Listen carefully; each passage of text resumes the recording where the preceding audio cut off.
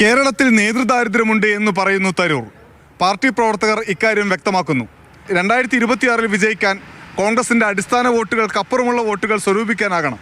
തിരുവനന്തപുരത്ത് തനിക്കത് സാധിച്ചു. കേരളത്തിലെ മികച്ച നേതാവിനെ കണ്ടെത്താനുള്ള സ്വതന്ത്ര ഏജൻസികളുടെ സർവേയിൽ താൻ മുന്നിലെന്ന് തരൂരിന്റെ അവകാശവാദം.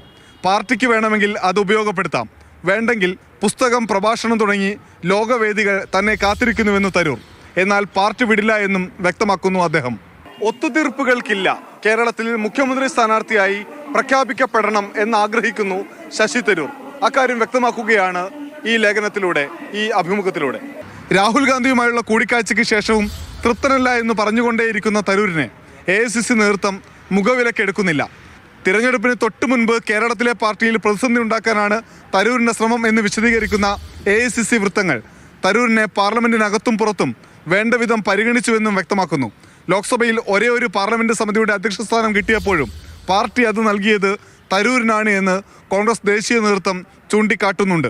ഡൽഹിയിൽ നിന്ന് അനൂപ് ദാസ്, മാതൃഭൂമി ന്യൂസ്.